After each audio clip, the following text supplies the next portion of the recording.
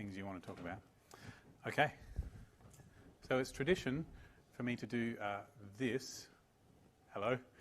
For those watching online, I'm David. For you, I'm David too, but these people need to know because they're not going to see me again after this. I'm the coordinator of the Math Learning Centre. This is a revision seminar for Intro Math Econ Advanced in Semester 2, 2019.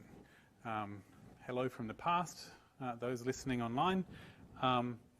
It is only slightly distressing that it's 2020 next year. Yeah, freaks me out.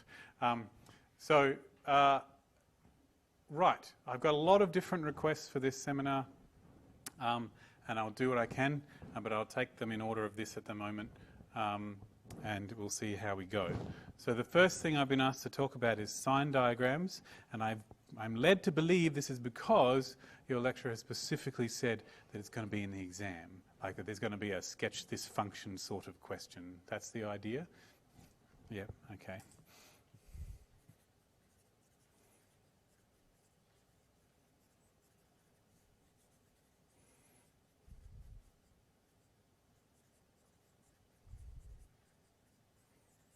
I mean, sketching functions is what it's really about. Sign diagrams is one of the things you draw along the way in order to make sense of what you think your function looks like. So, different people in different courses, even at the same university, you draw sign diagrams differently and put different information on them. So we need to know what your lecturer wants on there. Now, I don't know, of course, I can't read her mind. But what I do have is this so far, which is some solutions to a quiz that happened at some point recently, maybe about 5 weeks ago by the look of it. If it was, is there a quiz every week? Okay, right. So it seems to me that you have a function, and you've got its formula, and then you do various things to make sense of what it looks like. So some of these aren't really about what it looks like. They're about the features that the function has from a theoretical point of view. So as I can see that they're identifying the domain where it has an inverse and finding the inverse function and determining the domain of f. They're just things about where the what the function's allowed to do.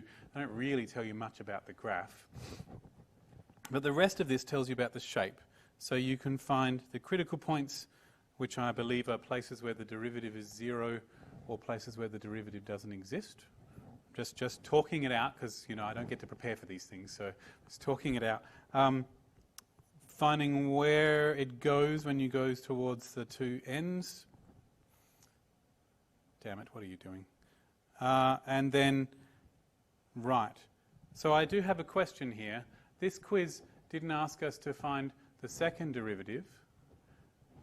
Does your lecturer place the second derivative on a sign diagram? We've got mostly shakes. So it's just the first derivative and the function itself. Okay, good. I'm feeling better about that. Though there's nothing stopping you putting the second derivative on there, I guess. So I'm just going to have a look at this sign diagram here. So this is a picture of the domain, and we have a point 1 here, which it says that there's a 0 there, so I'm assuming that means the derivative is 0 at that spot. Okay? And then the derivative is positive on both sides, and so this picture is an idea of saying, well, it's going up and then it's still going up afterwards. That's what that's trying to say, as far as I can see. So she seems to want you to put in those things in a sign diagram. Are these her solutions? Okay, that's what she wants. So that's what we want to do. So as much as I hate it, I wish maths was about the concepts and the whatever. University courses of all kinds, from English literature to maths to law, are partly about doing what the lecturer wants. So that's what we're going to do.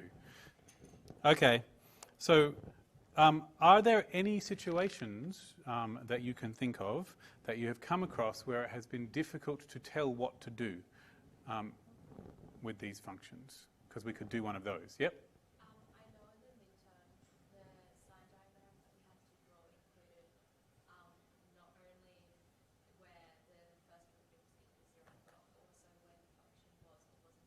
Yep. And I know, like, in my that confused me a little bit, like, where the function equals 0 and, like, how would you then model,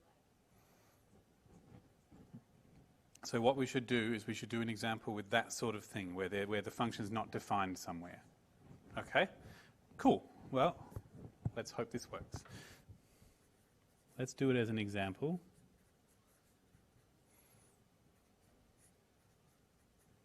Let's do this one. And hope that it does what I hope it does. Do you know what I'm going to do? I'm going to do this instead. I hope this is not too hard, so I'm just going to run with it.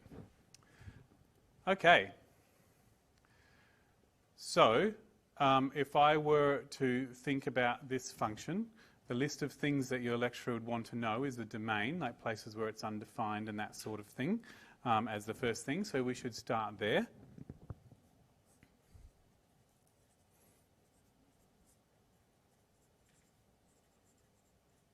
So the first thing I will notice when I look at a function like this is I try and find the places where it's undefined, where it's not possible to figure out an answer because of things that break maths. And so when I look at this, I can see that it's undefined whenever the things on the bottom of the fraction are 0. And so it's undefined when this is 0, so when x equals 1 or 2. Okay, cool. So if I was asked explicitly to tell the lecturer what the domain was, I would say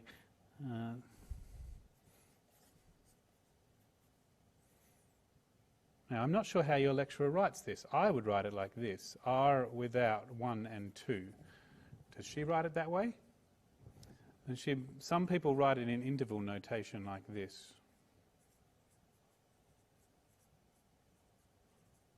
Like that. So the space between -1 and minus infinity and 1, and also the bit from 1 to 2, and also the bit from 2 to infinity, and these are all round brackets because I don't actually include their endpoints. So I'm just covering all my bases. But I would write this one, that's the simplest one. It's x except 1 and 2. So R except 1 and 2. Okay. Cool. Okay. And then if I was going to draw this function in its sign diagram, so far I have 2 points of interest, which are 1 and 2, and I'm going to have to include them. I presume that your lecturer has a specific way of including them in the sign diagram, but I'll get to that in a minute. The next places of interest are the places where the derivative is 0, so I'm going to figure them out. I don't like that. Quotient rule seems reasonable because it's a fraction. Is that what your lecturer calls it? Quotient rule? Good. Can never tell with Virginie. So people in the future next year, I don't think it's Virginie lecturing it next year. So yeah, we'll see how we go next year. I'm just going to rewrite my function. For the purposes of differentiating, it might be easier to write it like this. So x squared minus 2x minus another x would be minus 3x plus 2. It's almost never a good idea to expand out a denominator, but differentiating things that are factorized is not fun. So, okay, so I differentiate the top and I keep the bottom, and then I minus, keep the top and differentiate the bottom. And then I do the bottom squared. Okay, sorry about that. Please remind me to pull the paper up. I will continue to forget. Okay, that's the quotient rule. And I guess I should probably simplify that a little. So x squared minus 3x plus 2 minus 2x squared minus x, so that'll be plus 3x. I'm just going to put this back the way it was, if that's okay. Because it seems like a good idea to have a factorized denominator. So what have we got? X squared. The 3x's cancel. X squared minus 2x squared is minus x squared. 3x's cancel. Oh, that's pleasant. Nice. Wow, I'm so glad. It could have been bad. When you make up these things, it can turn awful. Okay. So that's that's what I've got. I think that's as simple as it's going to get. So it's still undefined when x is 1 and x is 2. That's reasonable because it was undefined before. Derivative should still be undefined. Okay, so critical points have f dash x being 0. So we have minus x squared plus 2x over x minus 1 squared. X minus 2 squared is 0. Which means that the top has to be 0. Oh, crap.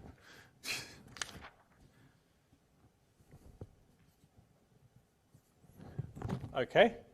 Because, I mean, the bottom's not allowed to be 0 anyway, so I can multiply by something that's not 0, and that'll make that go away. And so I guess if I move the x squared over that side, I get this. So the x squared, whatever root 2 is. But it could be plus or it could be minus depending on, well, I don't know, it could be either of them. So that's two of them. So I've got plus root 2 and minus root 2 for my critical points. And so I can start building my sign diagram now. Okay. So let's see.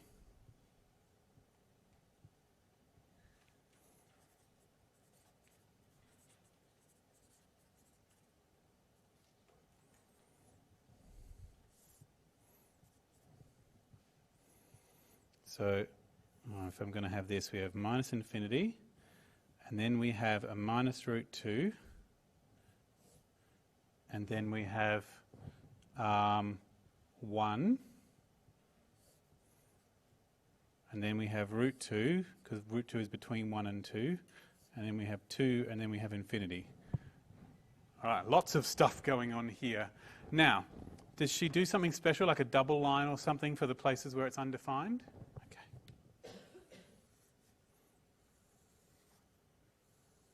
Okay.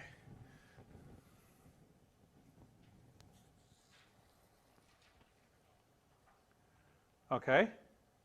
Sweet. So then we have f dashed x, which is 0 here and here, and undefined at those places where the function was undefined. And so we need to put a plus or a minus in each of those boxes. So the philosophy here is that the derivative, the only places where the derivative is 0 or doesn't exist are these places here. And so it can't, all of this has to be positive, because if it was positive somewhere and negative somewhere, there'd be a 0 in between. So this is all positive or all negative. It can't be both, or there would have been another place where it was 0. So that's the reasoning behind this. And all I need to do is either I look at the function and reason out why it's negative, or I sub in a value in that zone and see what I get. I don't know if your lecturer wants you to write that bit down, but I'm going to anyway. So I'm going to test some points. F dashed of minus 3, or maybe minus 2. Minus 2 is in this zone here. Root 2 is about 1.4, so minus 2 is in this zone, and so I'll do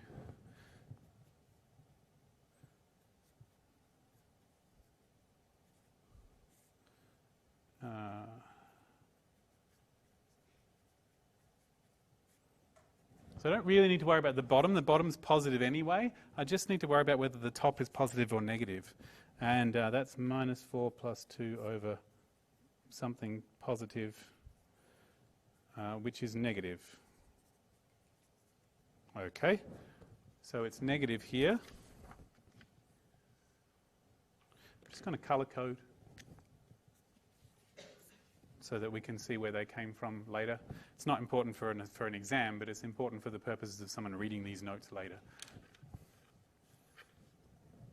So we need something that's in this zone between 1 and root 2. 1.1, I guess. That's somewhere between here and here. Oh, 1 point, yeah, that'll work. Oh no, 1 and root 2. 0 is a perfectly good number between 1 and negative root 2. That's positive, that's negative. 0 is a great number. I can do 0.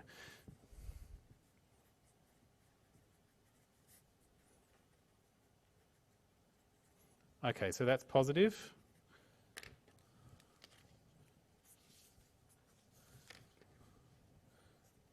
Now we need something between 1 and root 2. So 1.1 is not too bad.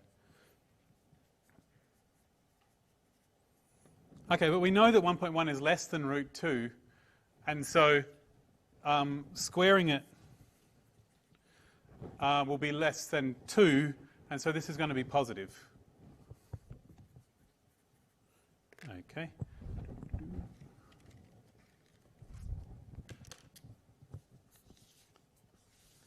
Okay. And so something between root 2 and 2, 1 point. It doesn't really matter because I could use that same reasoning, I guess. It doesn't really matter what I choose because I know that 1.8 is bigger than root 2, so 1.8 squared is bigger than 2.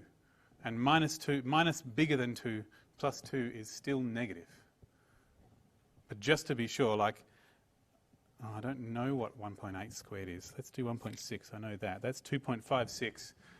Minus 2.56 plus 2 is negative 0.56. And so it's still negative.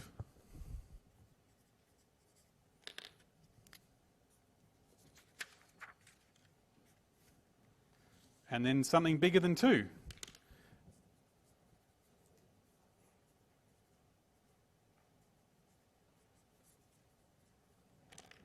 Okay, so 3 is bigger than 2. So 3 is bigger than root 2, so 3 squared is bigger than 2, and so therefore 3 squared, that's going to be negative. But just to be sure, that's minus 9 plus 2, which is still minus 7. I've only got one colour left, and it's yellow. Okay, so here we have it. We have a negative here, positive, positive, negative, negative. That's what my directions look like. Yep? Isn't there a rule where the sign between your critical points will the same and then one outside the critical points will be the opposite of that? Probably. That does seem to be true. It's plus between and minus on the outside. But I do like to check them all. Because it's not all... I think weird things can happen if there's a place where it's undefined. I'm just not 100% sure. Because I'm thinking of something like 1 over x squared, which doesn't have any critical points. So that's the problem. If there aren't any critical points, there might be issues going on there. Because 1 over x squared, it switches from plus to minus over a place where the derivative is undefined. So sometimes it can do that. So, yeah, I just want to be sure. Okay. But we could have reasoned that out to say, well, the sign of the derivative is based entirely on whether this is positive or negative, and this is positive and negative. Like, that's a quadratic. It's going this way, and so it's got the same rules. Like, this is going to be negative when x is bigger than root 2, and positive when x is less than root 2. So we could argue that out, but I find it easier to sub it in. Okay, so the next thing we want to do is have an idea of what the function looks like based on that. And so the function here is going to go down and then up and then up and then down and then still down.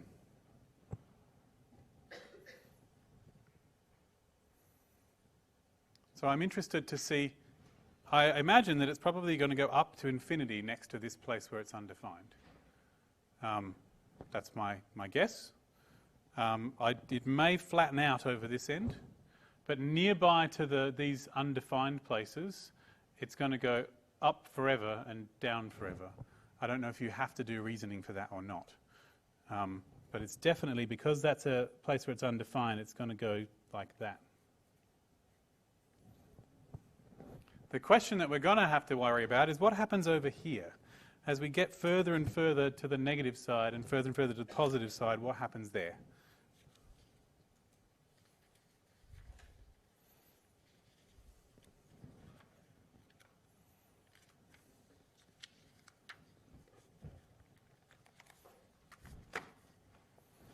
Oh, do you know what? I can see this. Look at this. Find the limits of the function at the boundaries of the domain. Technically, these places where it's undefined are boundaries of the domain. So technically, we should probably see what happens there. So, all right.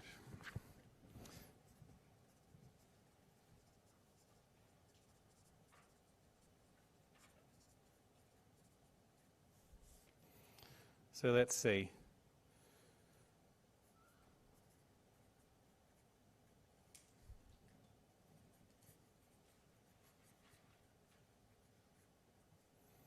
Now, I don't really know, again, what processes your lecturer uses. What I would do, so I've got a sloppy version and a really rigorous maths version. So the sloppy version is, if this is a very large number but negative, like minus 1,000, then this will be minus 1,001, and this will be minus 1,002. So they're all roughly the same size if x is a really big number. So if x is a really big negative number, I get big negative number over big negative number times big negative number. So this sort of cancels with that because they're almost the same, and I get 1 over big number, which is 0-ish. That's the sloppy version. So I can say that because this is about x squared, this is roughly 1 over x squared, 1 over x, which is near to 0 if x is really large. So that's what I would do it. So I expect this to be 0. I know that from that reasoning. That's sort of the sloppy reasoning. The fancy, rigorous maths reasoning is I would divide everything by the biggest power of x that I see. And technically on the bottom, if I expanded it out, there would be an x squared there. So I would go. So earlier I wrote it like this. There was an x squared there. So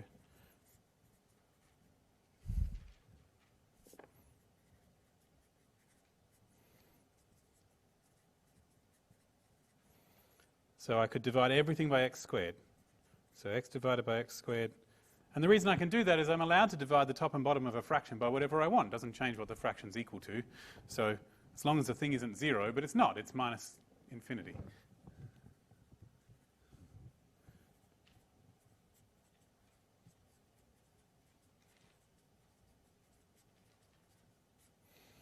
And so I get the limit as x goes to minus infinity of 1 over x, 1 minus 3 over x plus 2 over x squared. And as x goes to a very large number, that's 0, that's 0, that's 0. And 0 divided by 1 is 0. Ta-da! Has your lecturer used this sort of reasoning? No? Yes? Can't tell. I find it the quickest way of getting what I want that looks like real maths, as opposed to just, oh, well, this is bigger than that, so 0. So depending on how much time you have in your exam, make your decision of what you're going to do. Okay. So the limit as x goes to... Now, what are we going to do? We're going to go up to this 1 from below. Yep.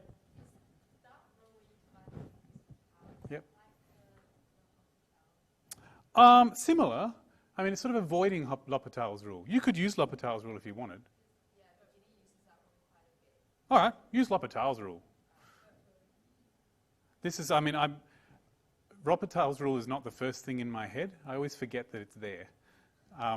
So, I mean, you know, let me do it that way, you know, or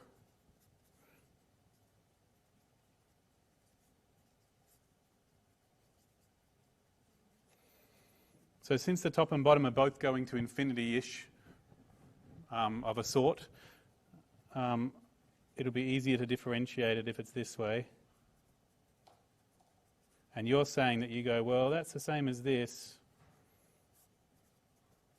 like that. And now, when x goes to, damn it, minus infinity. When x goes to minus infinity, this is like minus 2 times infinity, which is still infinity, and so I get 0. Yep. So since this bottom is minus infinity, I still get 0. Quicker, right? Okay. Well, let's try that L'Hopital's rule thing on the next one. Yep. Can you also get us to say like which side of the axis is going to 0 from? It's going from the Is it coming from above or below? Right. Well, this is a negative number if x is big. If x is big and negative, this is a negative number. So, from below? Is that how she says it? From below? Oh, like this, does she? Of course. Sweet. Can't hurt to put the words there. Yeah, this is fundamentally different to how it's done over in the School of Maths. Well, not fundamentally, just the words are different and the symbols are different. So, yeah. Because most people who use mathematics don't do any of this on paper for other people to read. You know, mostly they just use a computer to show them what the graph looks like. But someone has to program that computer, so I guess someone has to know this stuff. Okay. So the limit as x goes to 1 from below, because that's where we're going, this way, 1 from the negative side.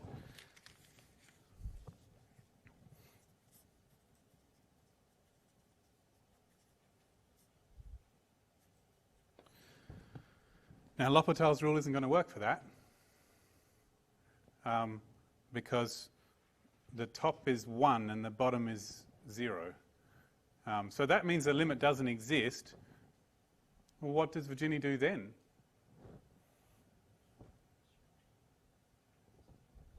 Does she just basically argue based on this drawing that it goes up to infinity? Yeah, good. So you know that that's... Does she write equals infinity? Because some lecturers don't like that. Okay. So it's 1 of plus or minus infinity. And you know it's plus infinity because it's going up. I think we usually work that for the denominator. Anything over 0 approaching from either side is positive infinity. So you're saying... Like just write what the denominator approaches. So the denominator approaches 0. Yeah. And then 0 positive or 0 negative for any numerator. Okay, so you're saying that since the limit as x goes to 1 from below of x minus 1, x minus 2 is 0 from above, then that is positive infinity. Okay. So if the top goes to a proper number other than 0, like a non-zero number, and the bottom goes to 0, you know it's plus or minus infinity, but you decide whether it's plus or minus depending on whether the bottom goes to 0 from above or below. And I can tell this goes from above because if x is less than 1, then this is negative and so is this, and so it's positive overall. Like that. So if x is less than 1, x minus 1 has to be negative because x is less than 1, and x minus 2 has to be negative because x is less than 1 and therefore also less than 2, and so we've got negative times negative, which is positive. Okay, cool. I can run with that reasoning.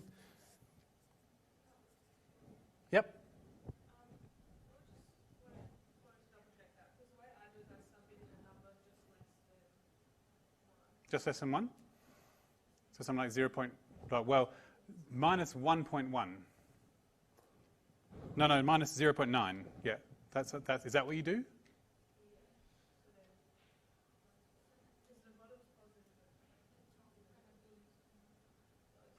Now we're going to plus 1.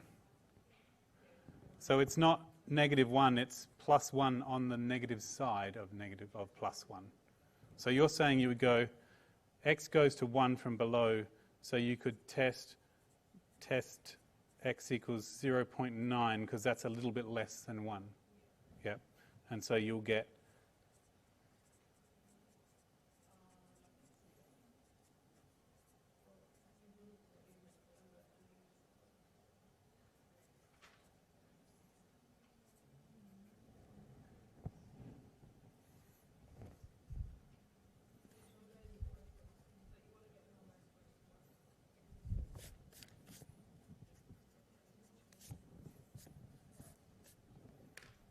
How you doing there? So I think we now have to start keeping track of what the minus is telling us, because that's not telling us that it's -1, it's telling us it's on the negative side of +1. Yeah. Okay. So we could keep doing these sorts of things. Does she include this information in this diagram? How?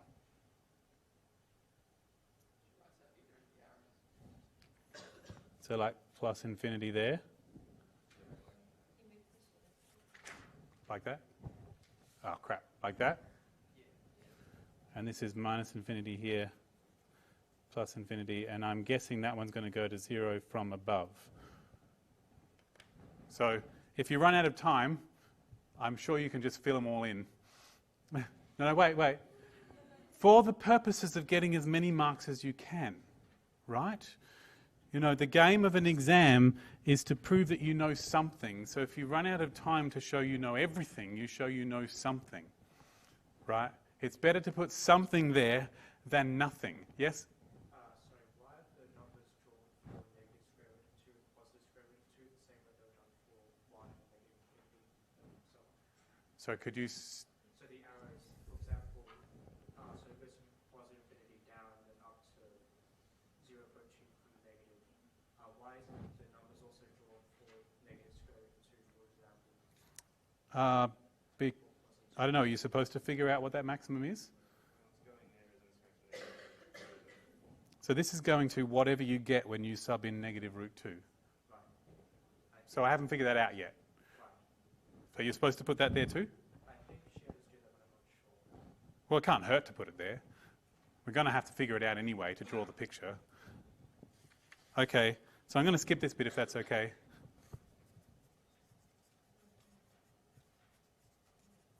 More of this.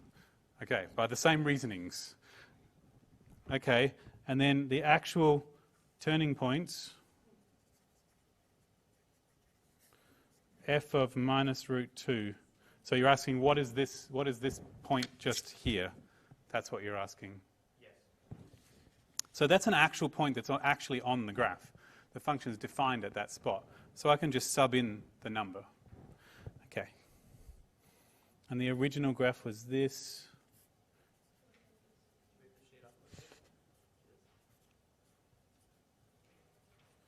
And I do not like it, Sam, I am. Are we allowed to just do a decimal approximation or what? Doesn't look like 0 to me. Minus root 2.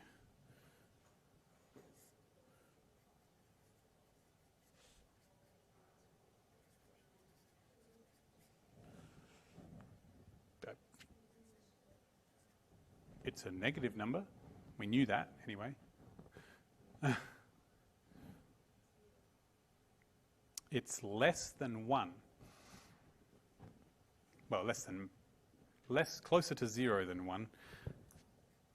I do not care to rationalize the denominator, so I'm going to get a machine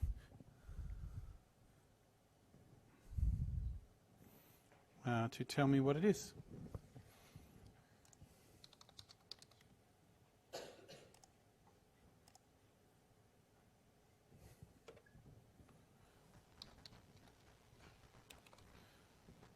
Are you allowed calculators?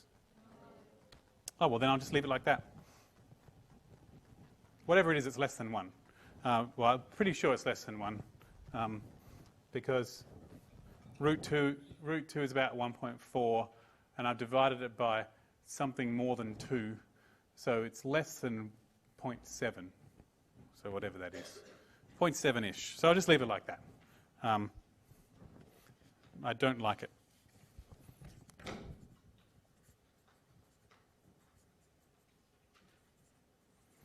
And this one's going to work out to the positive version of that, I guess.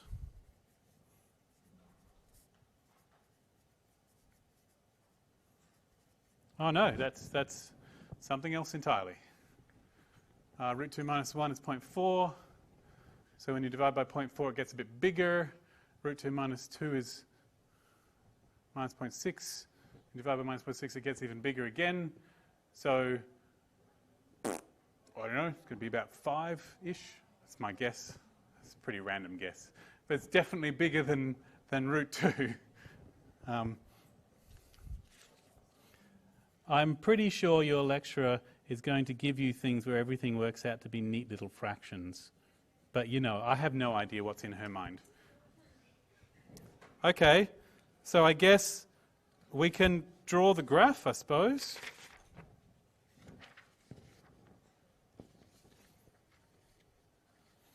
So my graph based on this is going to be something like, I guess if I really wanted to draw the graph, I should figure out where the axis intercepts are, shouldn't I? Okay. So here's 0, here's 1. Here's 1, here's 2, here's root 2, minus 1, minus 2, minus root 2. So this one goes, so we've got minus something less than 1, so it's about here. That's this point. And plus something that's a bit bigger than that, so it's about here. And then at this point, it's undefined. So it looks like it's going to go like that. And here it's going to go like that, because it goes to 0 over this side. And this is going to go like that. And this is going to go like that, because it goes up to the x-axis. Right, so I have been more precise about what's happening in each of these zones, but it's about that shape in each one. So presumably if you were going to do more figuring out, there has to be an inflection point here, because it's curving upwards here and it's curving downwards there. So there must be an inflection point here somewhere. And I don't expect there to be other inflection points, but you never know.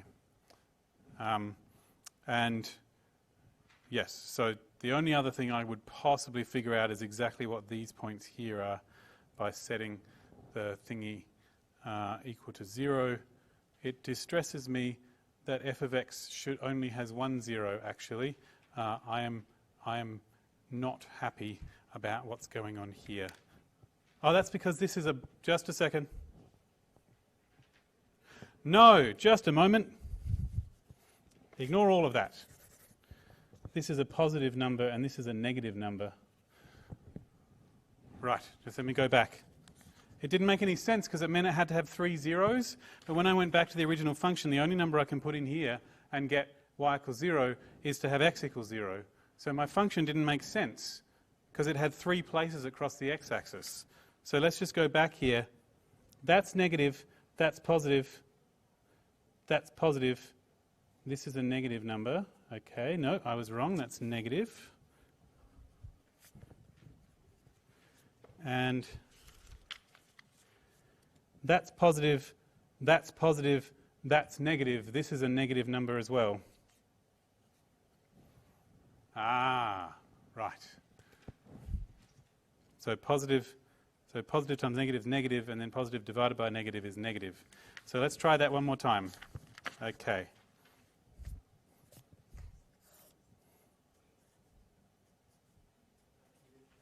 Yes, I can. Can I fit all of it on one page at the same time? Yes, I can. Okay, so let's try that again. It's not defined at either of these places. We have a negative number at plus root 2, which is down here. We have a negative number at minus root 2, which is here. Okay. And it goes up from here, like that. And it goes up from here like that. So that works. So that this is that thing, this is that thing. It goes down to minus infinity here and here. And it comes down from minus infinity across to 0 there. Right, that's better. Okay. Important to figure out whether your number's properly positive or negative. But you saw what you noticed what I did. I looked at my graph and checked to see if it made sense based on all the other information before I committed to it. So I think that's not the worst thing for me to have shown you how to deal with that sort of thing. Okay. Let's look at these sequences and things. And just a second, thoughts about this? How would you draw the inverse? How would you define the inverse domain definition of this function? Wow, that's wickedly horrible. So you're saying, how would you define a domain where this has an inverse? Yeah, that's just like one of the things. Yep, I could think of 4 or 5 different domains where it has an inverse. So it has an inverse here, because it's 1-to-1 there. It has an inverse here, because it's 1-to-1 there. It has an inverse here. In fact, it has an inverse on all of this, because it's 1-to-1 on that zone. And all of this as well. So we get to choose. And I don't know what you would choose. I mean, like, at the start when we did the domain definition for the entire function, how would you go, like, could you just do, like, a line sort of thing for that? Like the inverse of that? Well, the problem with this function is it doesn't have an inverse everywhere. And so just a second. This question here is identify the domain for which it has an inverse. Well, this function here is 1-to-1, so it has an inverse everywhere. So that's a really interesting question, because so this one I get to choose. So I could say, so I'm going to add it here. So 1.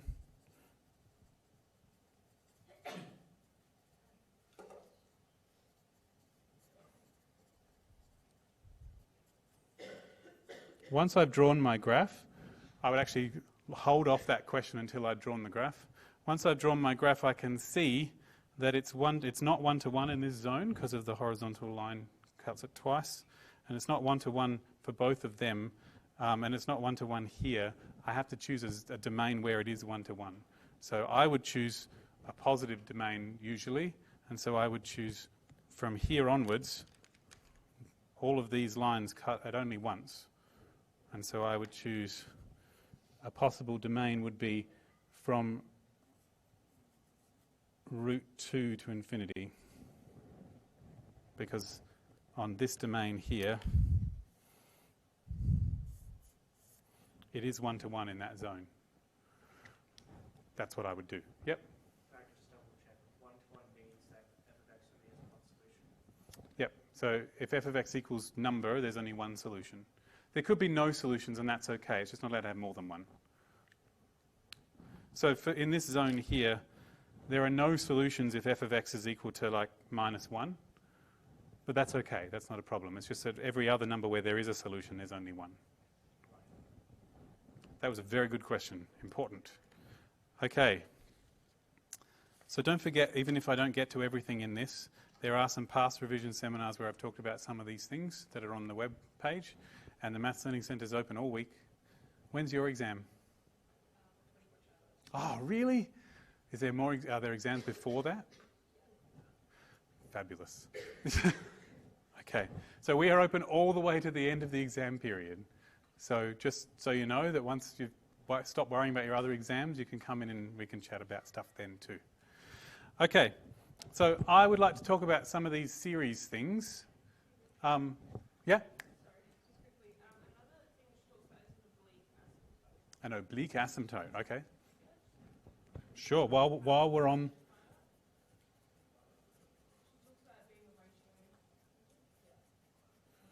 Okay, so this function didn't have an oblique asymptote because when x went off to infinity, we got an actual just a single number.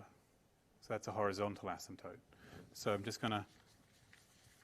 So when we went off this way, it settled out to be a single number and a horizontal line that it's getting close to. That's a horizontal asymptote. An oblique asymptote is when it gets closer and closer to something that's diagonal, like oblique. So it's the same process, but it's going to be similar, not the same. It's going to be a harder process. Oh, I don't like it. Just a second. Do you have any examples?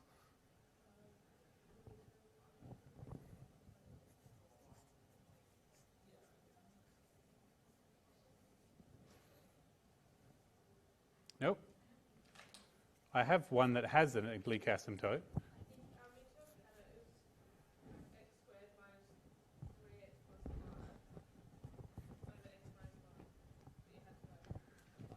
Let me have a look.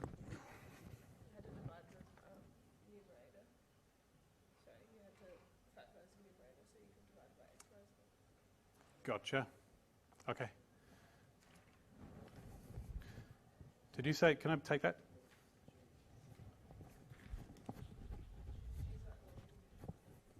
So you use long division. Is that what you just said? Yeah, that's what I would do too. Okay.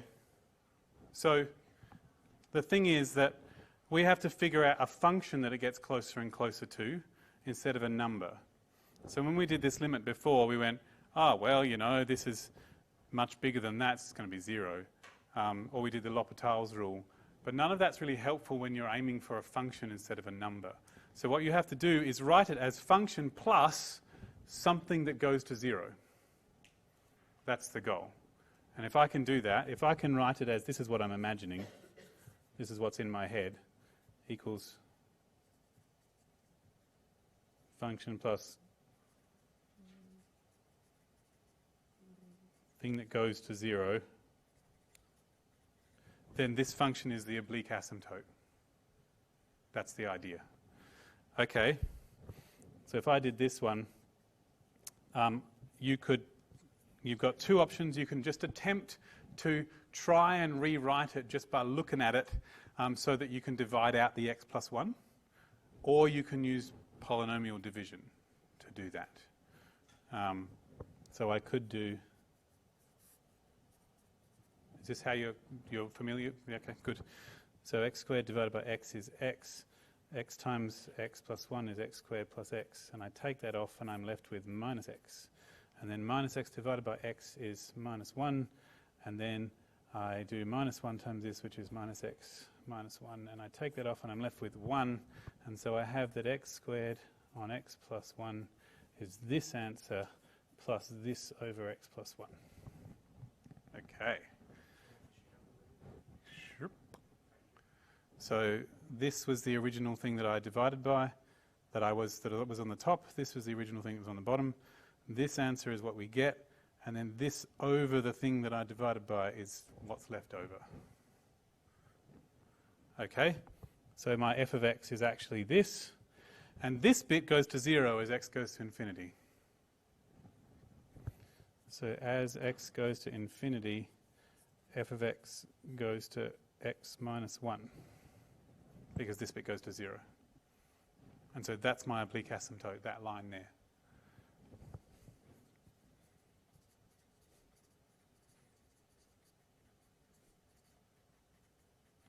Y equals x take 1. It also works if x goes to minus infinity, so it's an oblique asymptote in both directions.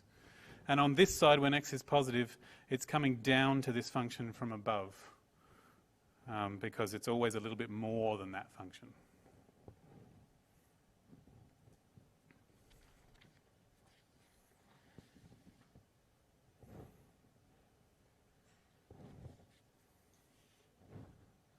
Yep. I don't really want to do the rest of the drawing of this. I just wanted to do the finding of the oblique asymptote. So normally I just do want to do something. So whatever it does in the middle, this is x minus 1 here. Oh, thank you. Whatever it does in the middle, this is y equals x minus 1 here. And the function will get closer and closer to it as it goes this way. Yeah.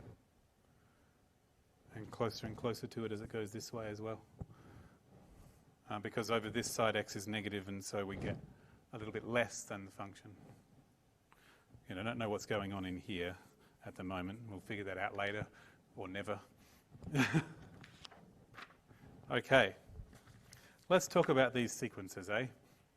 Okay, just a second. Just taking a view of the room, I'm going to ask you about these two things and ask you which you would prefer, in case I ran out of time and didn't talk about the other one. So by show of hands, would you prefer series and sequences? Okay, or combinatorics? All right. No, well, just these two to do next. There might be other things, but all right, series and sequences. We'll probably do with the combinatorics still, but I just want to make sure that if I had time, I would just do it all day. But I've got 11 revision seminars to fit in this swap back. And it's only 1 week this semester as opposed to 2 like last semester. So, okay.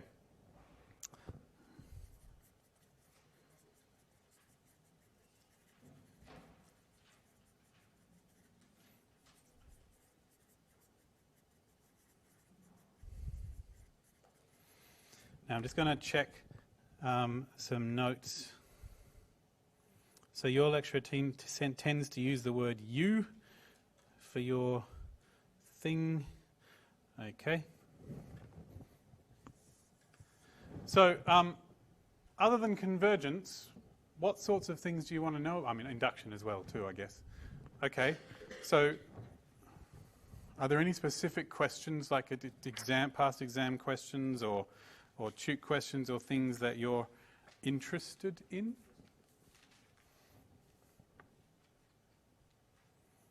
She said that the explicit and the other form is important. Finding how you go between those two. So it would be an explicit form and I would call it a recurrence relation.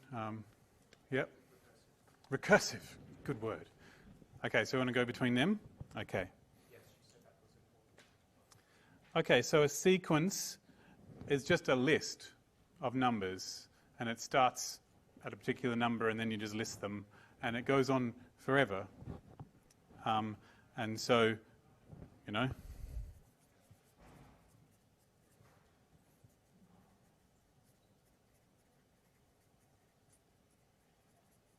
you can put whatever numbers you want in that list if you like. There's no particular reason, you can do anything you want. But we're most interested in ones that come out but through some sort of pattern. Okay? So there are 3 ways to specify the list. 3 ways.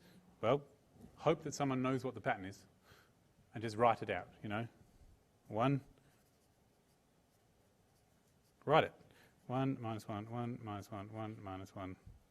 Whoop. And just go, you guys get the pattern, don't you?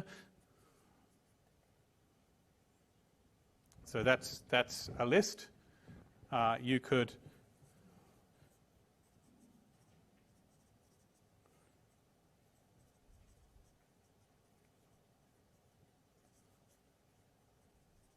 tell what each term is by a formula.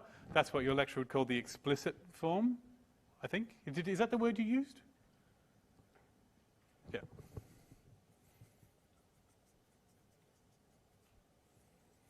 So you could say that UN is, so just an example, it's like n plus 1 on n cubed or something like that. And this is just short for put the formula in, right? So when n is 1, I get 1 plus 1 on 1 cubed, which is 2. And when n is 2, I get 2 plus 1 on 2 cubed, which is 3/8. When n equals 3, I get 3 plus 1, which is 4, on 3 cubed, which is 27, and so on. And so this is just short for the list itself. And then the third way is to tell how to make each term from the ones before it.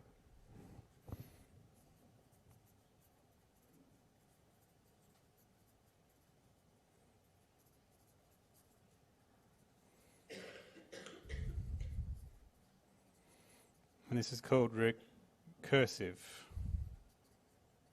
So it might be something like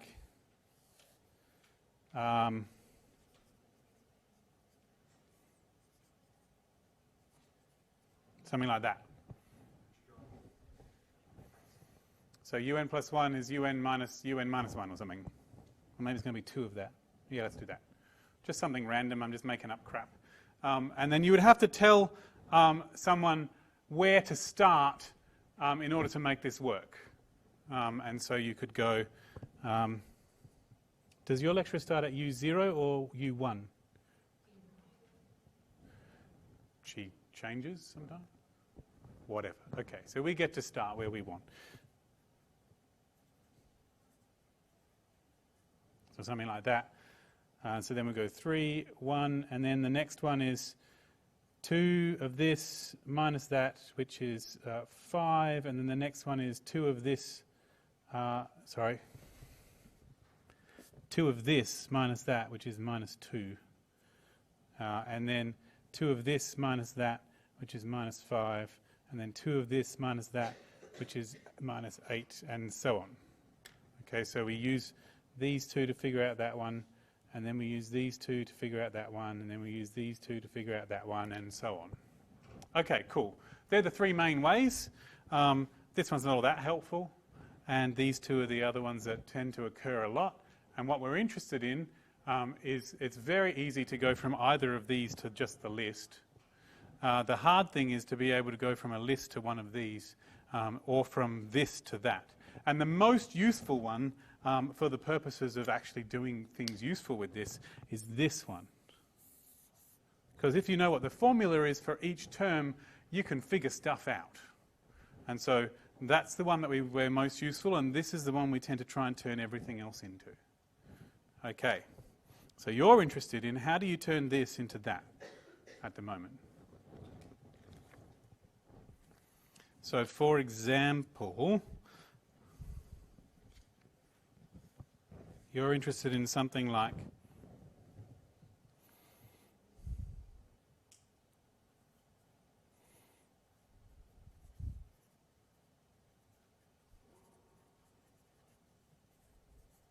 that sort of thing, which I've stolen from the tutorial. Okay, I might, now that I've seen what's here, I might be able to make some things up. Okay, so one thing I could do is just try and get a handle on what this function does, what this sequence does. So it's 2, and then 2 plus 5 is 7, and then 12, and then 17, and then... Okay, so that's what it is. That's the sequence. That doesn't necessarily help me at all, but it's good to have a feel. And it's definitely getting bigger.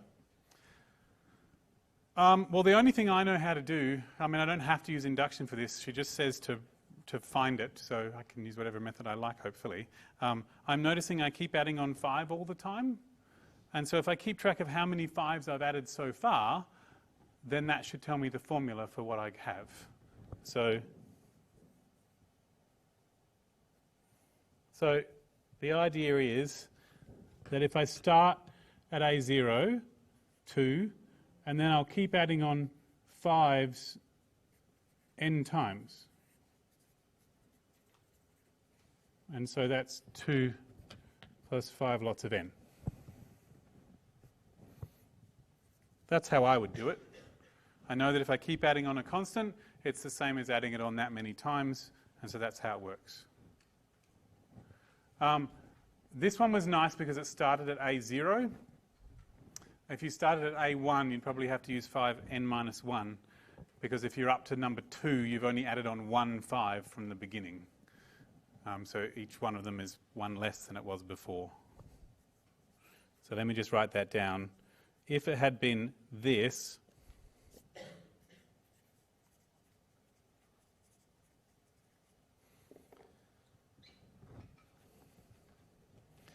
I would have started at, it would be the same sequence, but the difference is that this one is n equals 0, this one is n equals 1, this one is n equals 2, this one is n equals 3, whereas this one's n equals 1.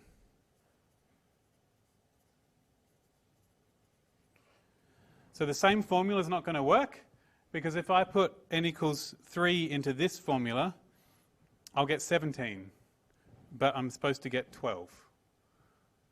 And so I have to add on one less 5, because I haven't gone as far.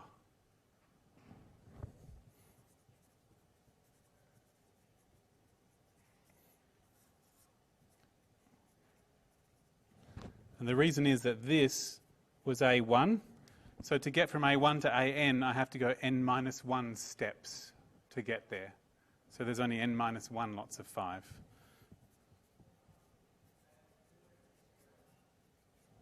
I don't know if she's going to do this, but it's useful to be able to do this sort of thinking. And the final thing to make sure you're getting it right is to just check to see if the formula is working out to what it should be at the correct moment.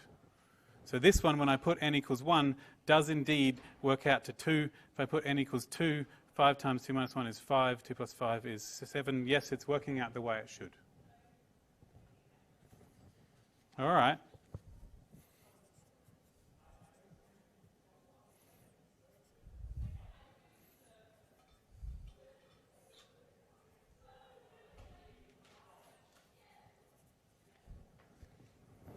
A0 is 7 and AN is 2AN. And so, well, I guess AN this time is starting at 7 and then multiplying a whole lot of 2's.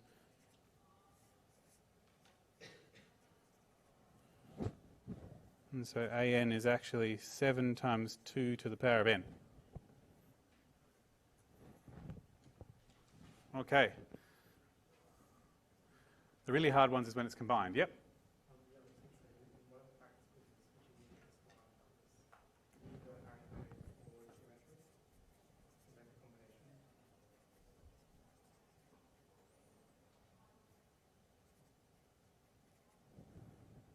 Something like that? Or is it not that bad? Yeah? I see I'm using A. I'm so used to using A because that's what they use over in maths. Probably doesn't matter. U0 is what? Yep.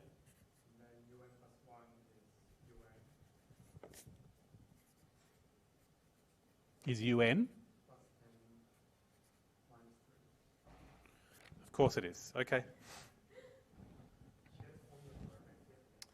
All right, we can do this. So this bit's good. We can deal with that. We're continually subtracting a whole lot of 3's. Yep. So there's going to be a bit that's like minus 3n. That's what I'm expecting. The plus n, okay. Well, if I keep adding on the number I'm up to, let me just a second.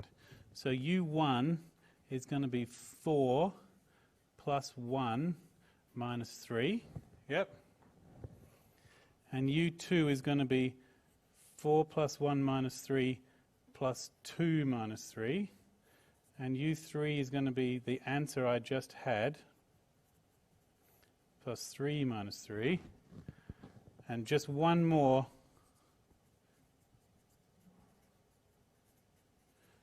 And you may think this is stupid, but it's not. Okay. The reason I am not figuring out what the number is because I want to figure out how these pieces go together to produce the thing I want. So look at this. This one, they've all got a 4, and they've all got 1 4. So that's part of my formula. This one's got 1 minus 3. This one has 2 minus 3's. This one has 3 minus 3's. This one has 4 minus 3's. So we've got a minus n lots of 3. And this one has 1, 1 plus 2, 1 plus 2 plus 3, 1 plus 2 plus 3 plus 4. There's a formula for that, for what you get when you add up the numbers so far. So it looks like we have that un, for n greater than or equal to 1, un is 4 minus 3 lots of n, that's the yellow bit, that's the pink bit, plus the sum of k equals 1 to n of k. The reason I've put k here instead of n is because n is the number of them I have. So 1 plus 2 plus 3 plus 4, that's what this is. And there's a formula for that.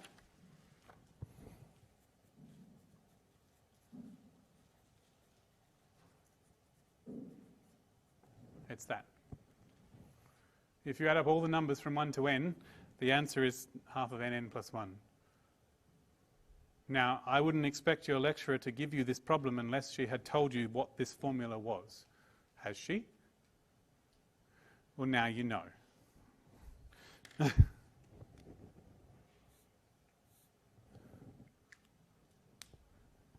That distresses me just a little.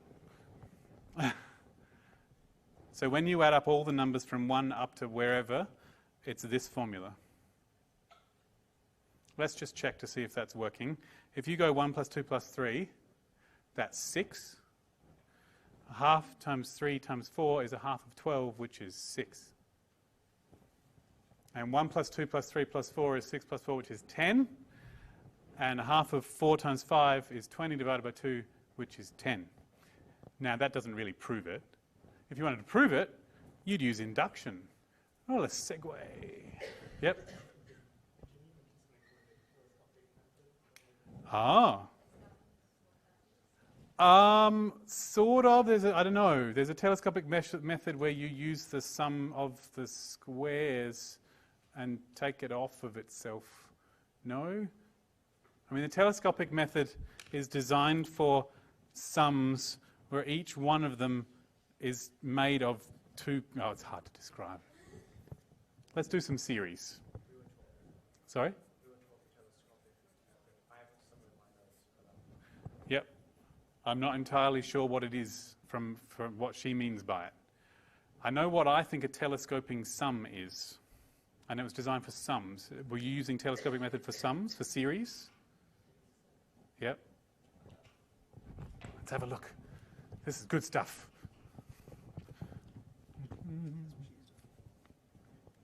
Ooh.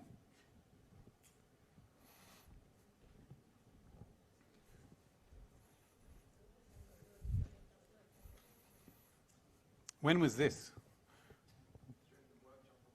During the workshop? Because, look.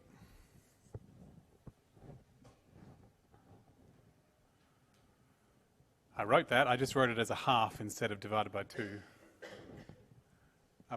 Yep. Good. So that's a useful sum to know, apparently. So I reckon she expects you to remember that. Telescopic sum. Used if unsure if geometric or arithmetic. Or arithmetic. Arithmetic is the noun, arithmetic is the adjective.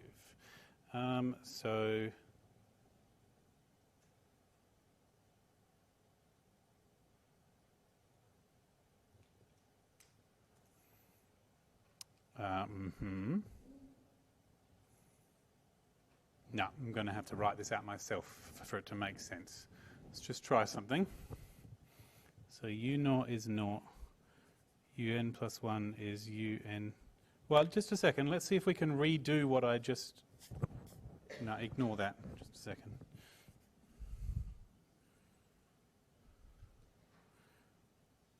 No, let's redo this with her thing, her method. Let's redo the one I did with her method. Where's mine? All right, let's try it again.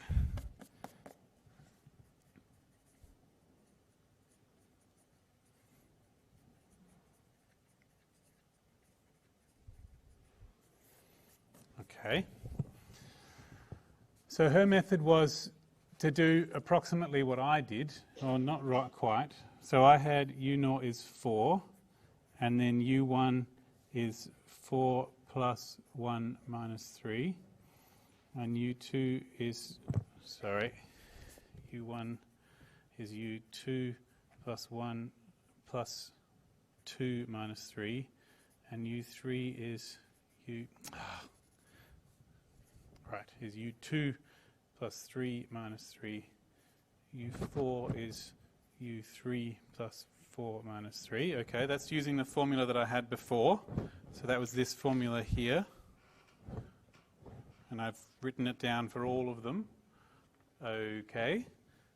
And then what she's done is she's added up both parts, right? Added up all of these and all of these. Ooh, interesting. Okay. So we have the sum of n equals 0 to... all right, and so then eventually there's one at the end, right?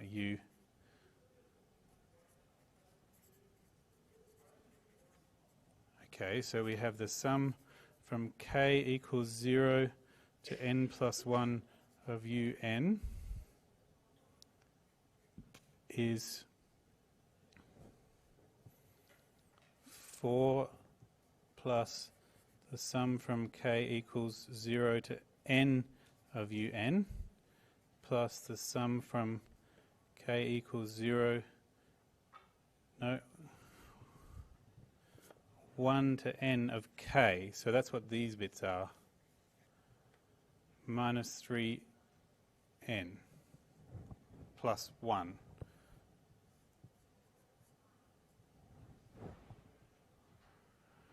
Okay. I don't think it was a good idea to go to n plus 1. Do you mind if I just change this to just n? That's better. Sorry. This n is supposed to match that n there. I had done it wrong already. I'm just going to only go up to n because I want to do this. Right, that's better. So this is everything from 0 to n. This is everything from 0 to n minus 1. And that's that. Okay.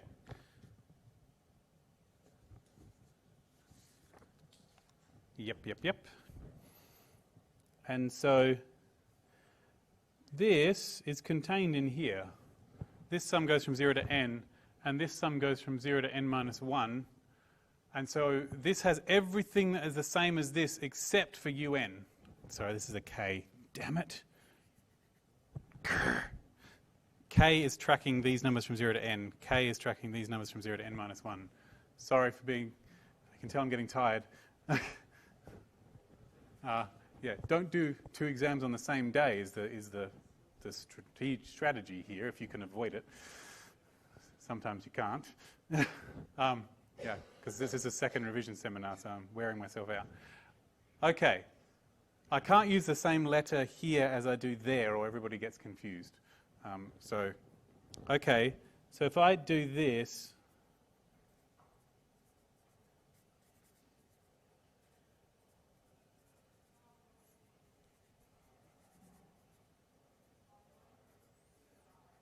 and that's not an n plus 1, that's just a 3n now.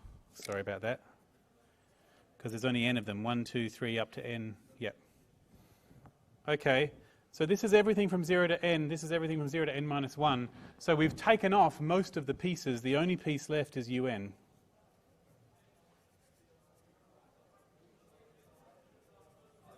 So here's the thing. Your lecturer left it in that form with the sum in it. So she seems to be okay with this, to leave it like this. But then later on the page, she did write this down. So it is possible to transfer this into an ordinary function. Yeah, if you want. That's the telescopic method. I much prefer to just stare at it and make a decision, but she probably prefers the telescopic method. Yeah, there you go. Okay. So the question is now, do things converge or not? That was the next thing that you wanted to talk about. So convergence is usually a question that we ask about series instead of sequences. Is that true? So sums as opposed to just sequence. Because a sequence converges when it has a limit. And we know how to do limits because we did them for functions, and it works roughly the same, I'm hoping. So my guess is that she has given you a list of a few different tests you can use to tell if things converge. Is this true? Do you remember any of them?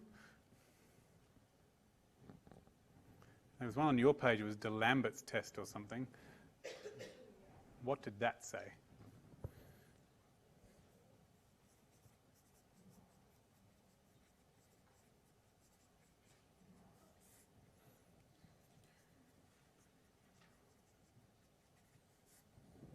Yeah, I can't know what she's given you.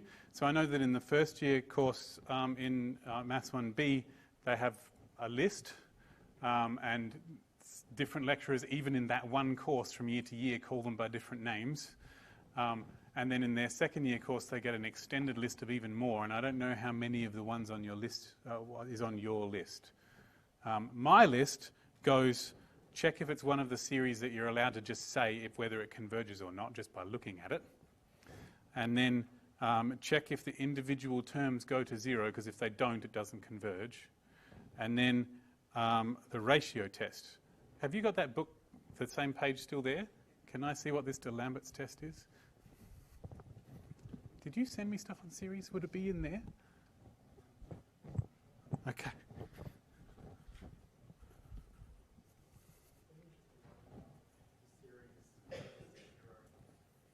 Oh, the D'Lambert test is what I know as the ratio test.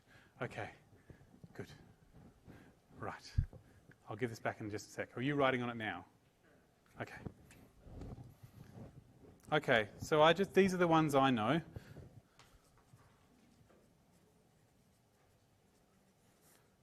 Classic series, this one, that thing doesn't converge. It's called the harmonic series. I don't know if she's mentioned it or not. It's a famous result that the harmonic series doesn't converge.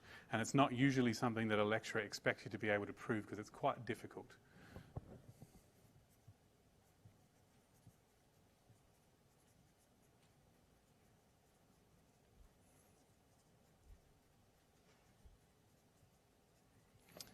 Did she tell you about geometric series? Good.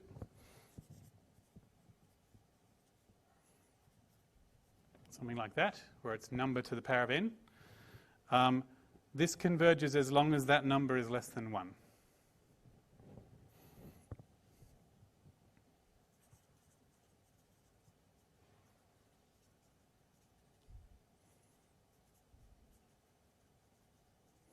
So there's two things that happens. If the absolute value of that number is less than 1, then it converges. If the absolute value of that is greater than or equal to 1, then it does not converge.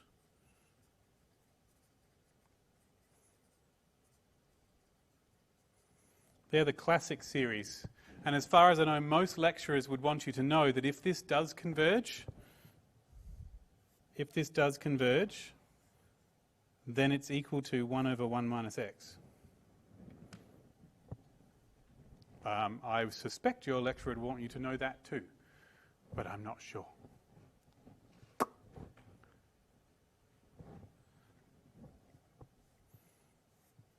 So if it doesn't converge, you stop. There's nothing you can do. But if it does converge, you can actually figure out what the answer is. And in this case, it's that. I don't know if she's said that anywhere. Go have a look. But it's a really cool result. And if you're lucky, you can tell when you can convert something into a geometric series and tell from that information that it converges. So I'm just going to have a look at this here. Oh, look, it's the harmonic series. It diverges. It just diverges. So it diverges because it's the harmonic series. This one, I know that one diverges as well, but I have an answer for that as well. And this one, ooh, that one's interesting. Okay. Okay, so they're the classic series, and then there are two tests.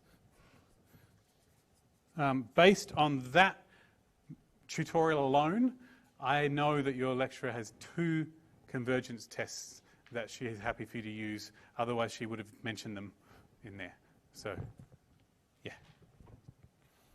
So the tests are, this one doesn't have a name as far as I know. I'm not sure what it's called, but if the limit as n goes to infinity of un, not with the sum on it, just with the un by itself without the sum, if that is not 0, then this, whoa, that's an n,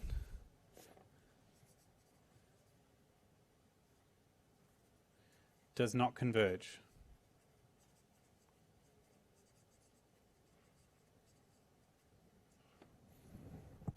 So if that limit is 0, then you don't know whether it converges or not.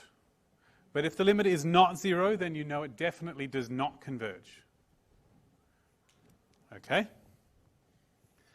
And then if the limit as n goes to infinity of u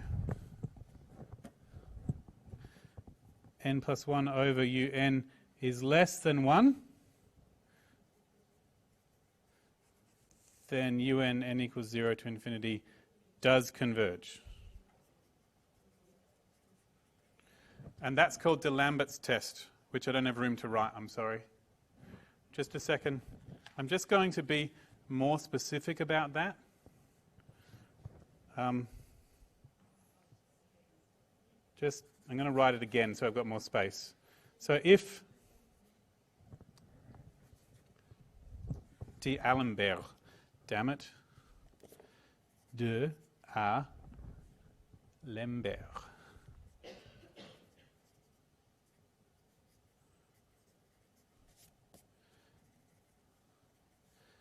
So if you're looking for information about this test online, note that some people call it the ratio test.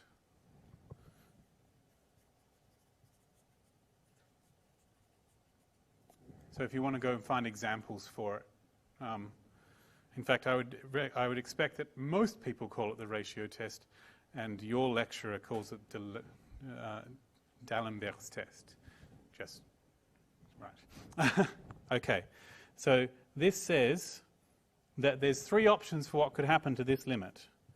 The limit as n goes to infinity of un plus 1 over un.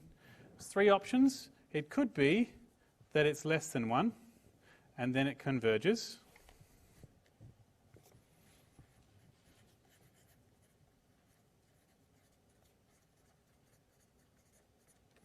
It could be that it's greater than 1, and then it doesn't converge.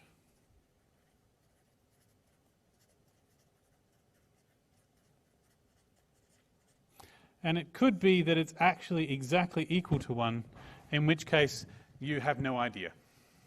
It may converge or it might not converge, and it doesn't tell you anything.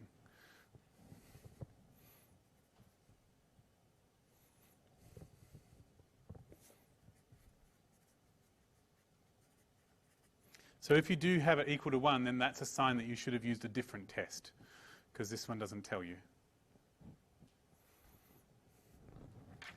Okay. Sweet. So, just some examples of this.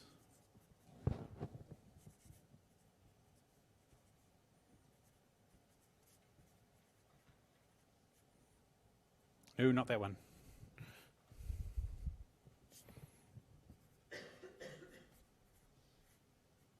This one. So my UN is all of this stuff. That's what your lecturer would normally call UN. So the first thing I should do is check if it's one of my classic series, which it is not. The n isn't in the power, so it's not one of my classic series. So that's not there. And it's not just 1 over n. And I can't sort of factorize it to get 1 over n because it's got an n squared on the top and an n squared on the bottom. It's never going to be 1 over n. So it's neither of those. And then the next test is to see, all right, does the limit of the individual terms go to 0? And so the first thing you should do before you do that is to just have a look at it to decide if you think it does before you do the formal calculation. So the top is sort of n squared-ish if n is big, and the bottom sort of n squared-ish if it's big. So the top and bottom are about the same size. So as the n goes to infinity, this is going to get close to 1. It's going to be about n squared divided by about n squared, so it's going to be approximately 1. The limit of this is not 0, and so therefore it's worth me writing down what the limit is.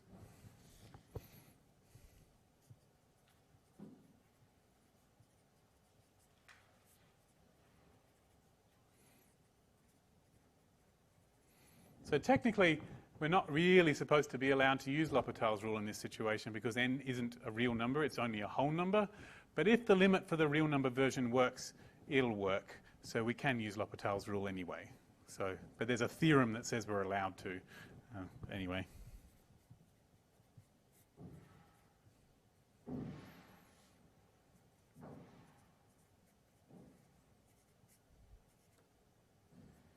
So I use L'Hopital's rule from here to here because the top and bottom are both infinity, so I could use it. The top and bottom are still both infinity, so I use it again, and the limit is 1, which is not 0, so it does not converge.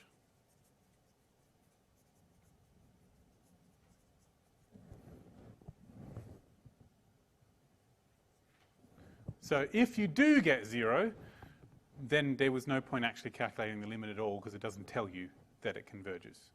But if you don't get 0, you can stop and say it does not converge. That's why it's a good idea to have a quick think about whether the top and bottom are about the same size or not. Or just a multiple of each other. Because even if this had been like a 4 here, we would have had 4 and then times 4 and the limit would have been 4 and still not 0. Okay.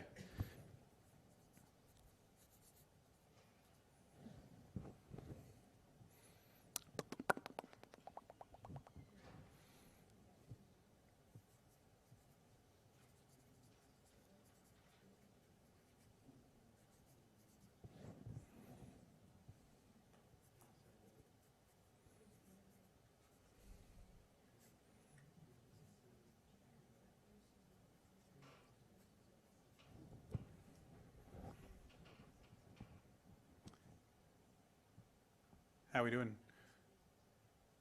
Can I help?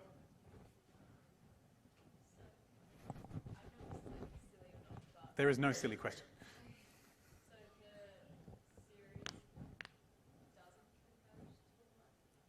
1? No, well, the individual terms by themselves converge to 1, but the sum of those terms doesn't converge. Okay, so the difference is that this is just a list of each of these things separately. And I write them separately, and as the n gets bigger and bigger, the number that I write keeps getting closer and closer to 1. But this sum is that thing plus this thing plus this thing plus this thing. So that running total never stops getting bigger and bigger. And the reason is that every time you add something, the thing you add is approximately 1. So it just keeps getting bigger and bigger. That's the difference. Yeah. So yes, I should have been more specific.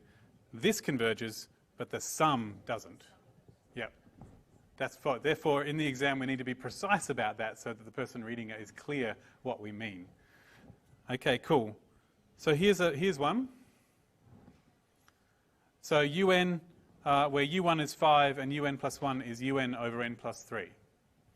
So we could, if we wanted to, attempt to find a formula for un and then base our decision on that. But even if we did that, the first thing we would do is decide whether the individual terms go to 0. And then if that did go to 0, then we'd decide whether the ratio, how do you pronounce it? D'Alembert's test works.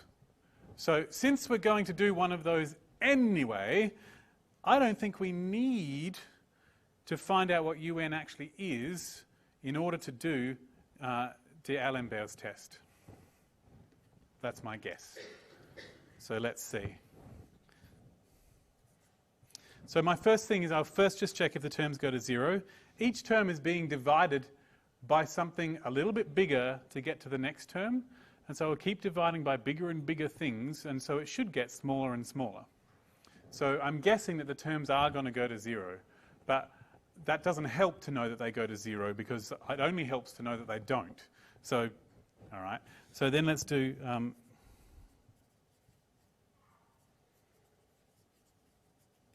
all right. So D'Alembert's test. I'm doing better and better at pronouncing this. If it is French, I could be pronouncing it completely wrong. But I mean, the D makes me think it's French. It could be Italian, I guess. But I don't think they do the apostrophe. So anyway. Okay, so D'Alembert's test, we do the limit as n goes to infinity of un plus 1 over un. And un plus 1 is un over n plus 3. And un is still un. So if I divide by... I've lost a page. Oh no. So this thing divided by un should be 1 on n plus 3. Because if I divide both the top and the bottom by un, I'll get 1 on n plus 3 over 1. So that's going to work.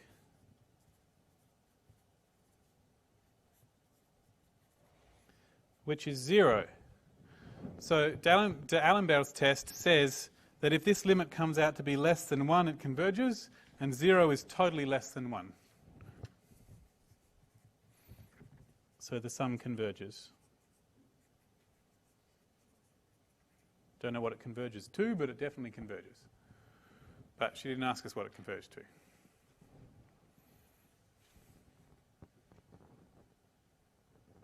Okay. Just one more.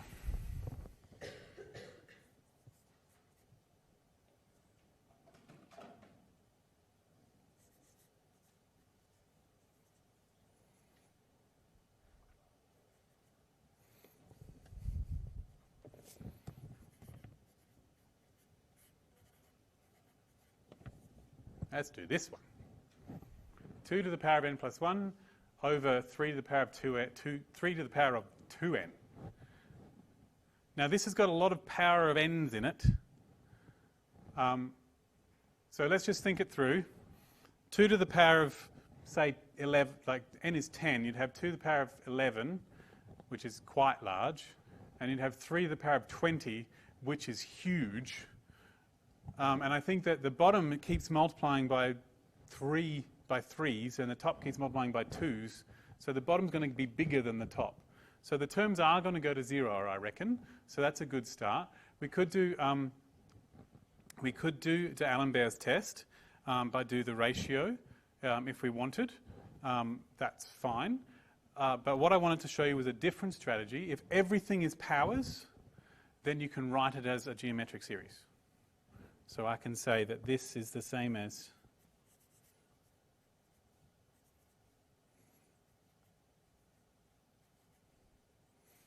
what I want to do is try and write it so that the only things that are powers are a straight plane n. So what I've done is I've separated the 2 to the n plus 1 into a 2 to the power of n times 2, and I've separated the 3 to the 2n into a 3 squared to the power of n, because these will multiply.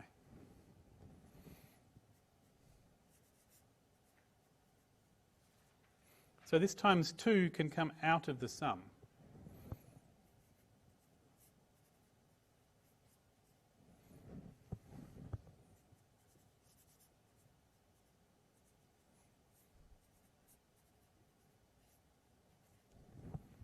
And then it's that.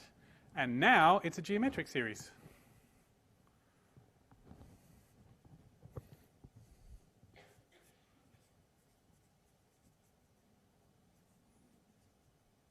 Geometric series, and 2 on 3 squared is less than 1, so it converges. Ta-da! I mean, I just like that because it will tell me what the actual sum is. Because if it is a geometric series, the actual sum is going to be 1 over 1 minus this. Because that's how the formula works. And I love it because I know now what the actual answer is, which you almost never know. Rightio. Just let me do an alternative, or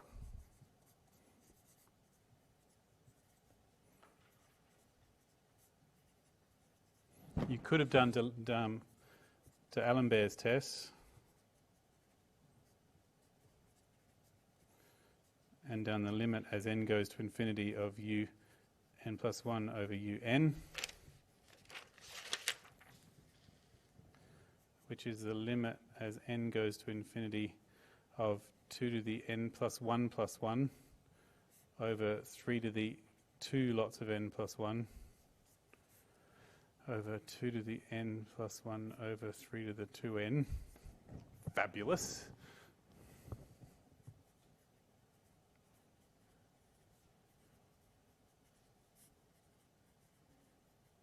So that's this bit here.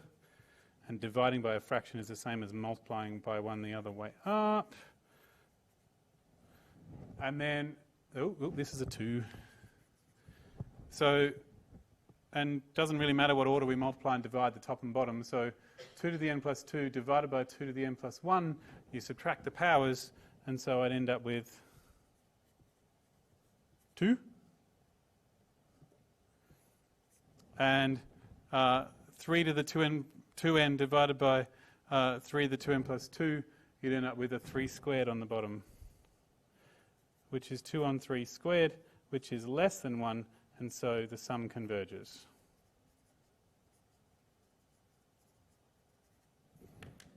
Right. So that's the other way to show it converges. It may be the one that your lecturer prefers. I can't tell. Over in Maths 1b, they'll say, does it converge? And if it does converge, find what it converges to. And the only way to do that one is to do this version. But most series that you can just randomly write down off the top of your head, it's not possible to easily figure out what they converge to. Yeah. Which makes you wonder why we care so much about them. But sometimes we just care about things because they're interesting things to think about. The other one is really just that to approximate functions, we need to do series sometimes. All right. So let's do that combinatorics problem. Yes. So what was the number of permutations with 4? Just a second.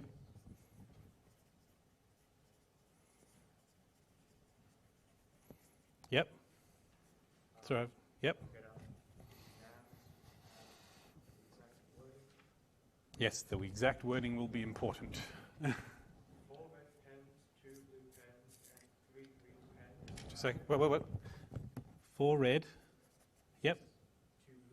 2 blue. And 3 green. Yep. Are arranged in a line. Yep. You cannot distinguish between pens of the same color. So how many permutations are possible? Can't tell different same color pens.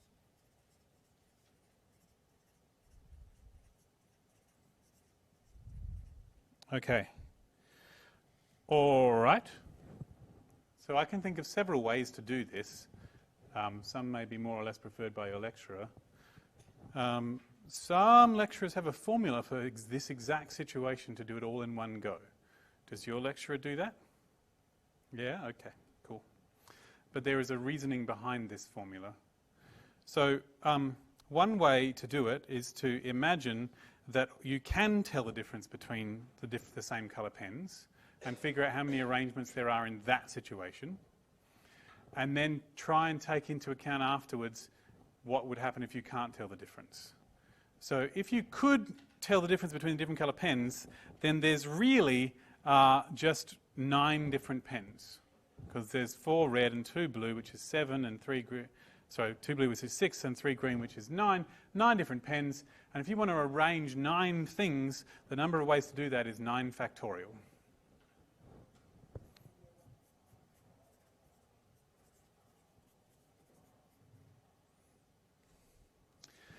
But the problem is, any arrangement where the two blues are in the opposite order, you won't be able to tell that that's actually different. And they've been counted twice in this story here. So we're going to have to divide by 2, because every arrangement that has the two blues one way round has the two blues the other way round. And so every arrangement that you want to count as the same is there twice. So since they're all there twice, you can divide by 2. I know this as the sheep counting lemma. If you want to count sheep and you can't tell where one woolly beast ends and the other begins, you can get down and count how many legs they have and divide by 4, because they've all got 4 legs. It's the same idea. Okay, so every arrangement where the two blues are in the opposite order is counted twice, so we're going to have to divide by that for the two blues. And I'm just going to leave a bit of space. Every arrangement where the 4 reds, well, that's going to be 24 times, because every possible arrangement of those 4 reds is going to be in there every time you arrange them differently. And there are 4 factorial ways to arrange those reds. So we're going to have to divide by that. And we're going to have to divide by the 2 factorial as well, and we're going to have to divide by the 3 factorial. So this is the number of ways to arrange all pens, considering they're different. This is the ways to arrange the 4 red. This is the ways to arrange the 2 blue. And this is the ways to arrange the 3 green. And that's how you would do it. It's the same question as if you said, how many ways are there to rearrange the letters of Mississippi? And you go, well, there's 4 S's, and so we'll have to divide by 4 factorial, and there's, I don't know how many I's, and you have to divide by that many factorial, and so on. Yes?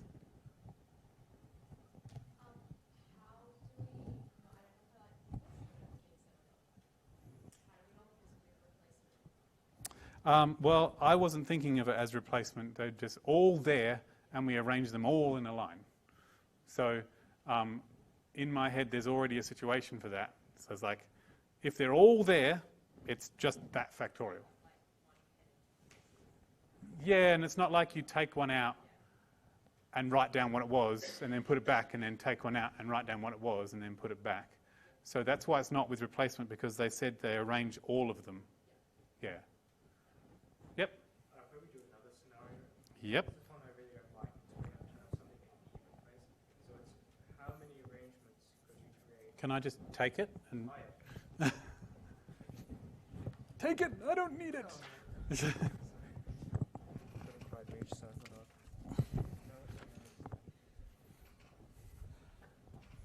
This number 3. I think so. Bottom question. How many arrangements could you create if you had to line up 3 cats and 5 dogs in a row so that the cats are always positioned in the even places? Wah. So we have 3 dogs. No, 3 cats. Not that it probably makes much difference to the story. 5 dogs in a row. Cats in even places. So with most combinatorics things, I like to create a story that produces all of the things I'm trying to count. This one, my story was, well, I arrange them all, and then I remove the ones I don't want. That's sort of how I did that. But this one, okay. So first I'm just going to have a picture of this thing. I'm going to assume that we can tell the cats apart and we can tell the dogs apart, because she didn't say. And I can tell my own cats apart, the cats that I own. So I'm assuming that I can tell. And since she didn't say, I'm going to write that assumption down. So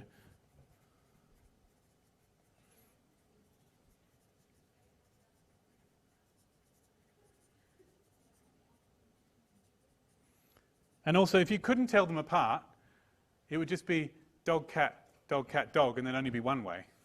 And that would be not worth counting. So I think it must be that you can tell them apart. Okay, so the story is that we have them in a row.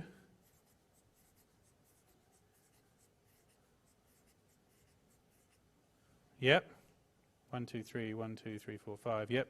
And the cats are in the even places. So I'm presuming this is a cat, this is a cat, this is a cat. Ooh, ooh, tricky. So maybe there's more than one way, even if you can't tell them apart. Oh, that's tricky. Oh. Okay. So these are all different dogs, right? Okay. Right. Wow. Tricky. Okay, well there's, as far as I can tell from this story, there are 4 even places, right? And we have 3 cats to put in them, so one of them's empty. So that's the first thing I notice.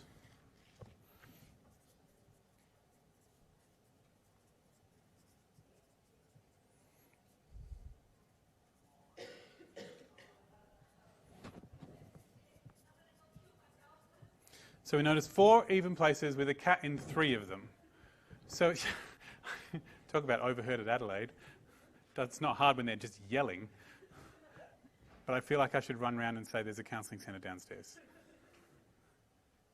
For those who are wondering what I'm talking about, we just heard someone yell at the top of their lungs on the staircase outside, "I'm going to go kill myself." So okay. Right. So I noticed 4 even places with a cat in 3 of them. So one way to tell this story could be, I could choose which 3 places are going to have the cat out of the 4 that I can choose from, and then I can put the cats in, and then I can put the dogs in. So this is what I'm going to do. So to create the ordering, 1, 3 of the 4 even places for the cats. 2, I'm going to leave a space to put something there. 2, place the cats. 3, place the dogs. Whoop, sorry. Okay, so there are 4 even places, and I would like to choose 3 of them. So that's 4, choose 3. So how does your lecturer write that? Like this? Or like in that order? Or do they put them on the numbers on the same side of the C? Yeah? Sorry? Either or? Okay. I mean, I would write it like this. But anyway. This is how my calculator does it, so I'll run with that. Okay, so there's 4 choose 3 ways. Which is 4, by the way, because it's the same as just choosing 1 to not use. And there's only 4. Yep. Okay. And then any choice of those positions is different to a choice where you've chosen a different set of positions. And any of those choices has the same number of choices for how I could arrange the cats within them, so I can multiply them. Okay, cool. So I can place the cats, and there are 3 cats, so that's that many ways. And I can place the dogs, and every possible arrangement of cats goes with every arrangement of dogs, so I can multiply them, and there are this many ways. So the number of ways is 4 times 3 factorial times 5 factorial.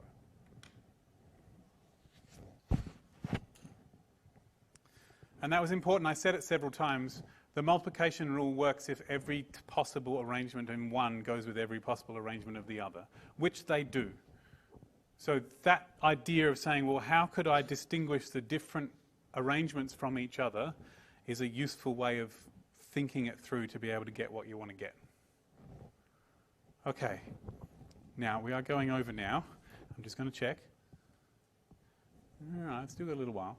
So feel free to go if you need to. But I will talk about at least one of these things. I may not be able to get to the end of it in the time I have left. But does people have a preference for which of these 3 things they would like?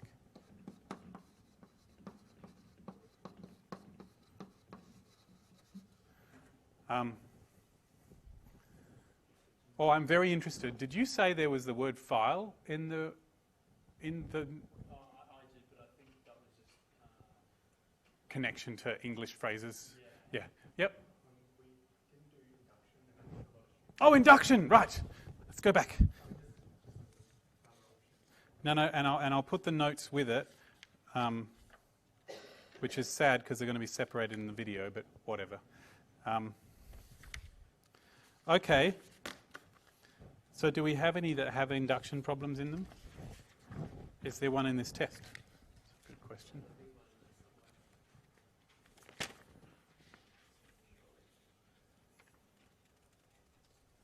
Oh, here's one. Here's an arithmetic sequence. Show that the sum is whatever it is. Okay, cool. I can do that.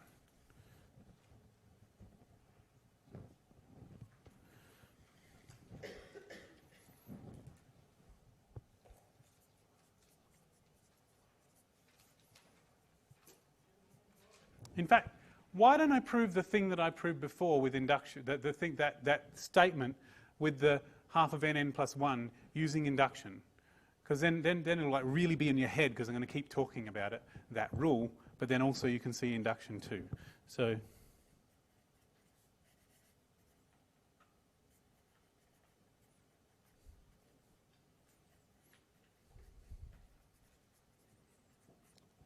all right.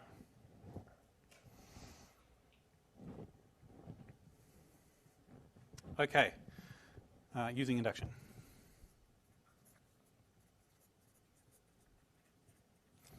So, let's see. Induction runs according to... Oh, mate. Oh, no, he's still there. Okay.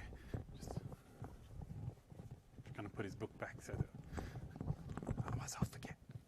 Right. So induction runs by a process where you create create this machine that does the proof for you. So you would like to prove that this is true for all n. Oh, I should put that.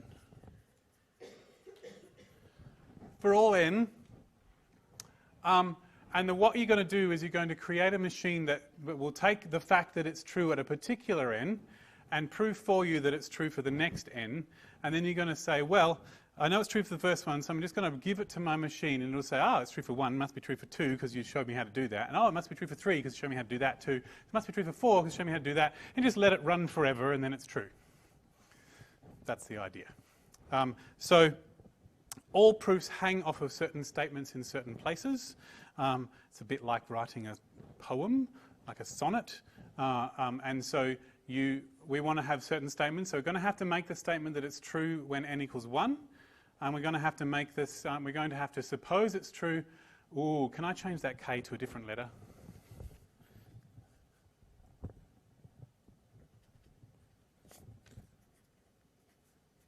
You're going to suppose it's true for a specific value of n, and then you're going to use that to prove it's true for the next specific value of n. This is how I would do it, but yeah. So it doesn't really matter which order you do those things in. So first I'm going to do the hardest part first, if that's okay.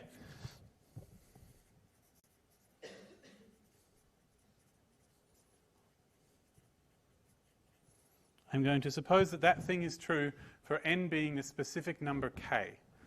This is how I do it. Does your lecturer do the k thing? Yeah? Sorry? I'm going to do that second, because I want to do the hard bit first. Does your lecturer do n equals k? No. She does n and n plus 1.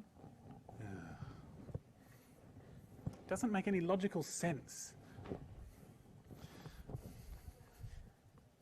Okay. So we're going to make the statement, suppose, she probably says assume, but whatever. Suppose, and then you write this thing down, and then you're going to try and make it, figure out that it's true for the n plus 1 in that spot instead. Okay.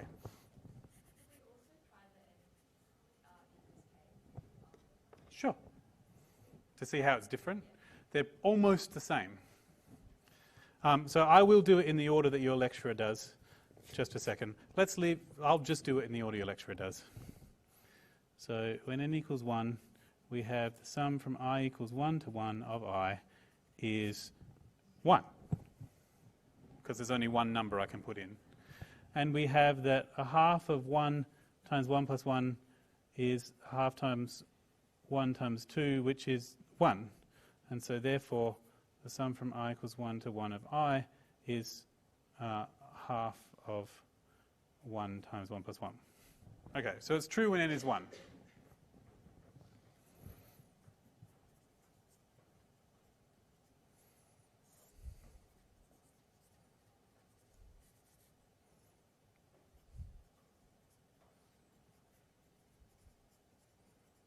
So suppose this is true, and it's important to realize that you are not supposing it's true for all n, you are just supposing it's true for one specific n. Otherwise the argument doesn't work.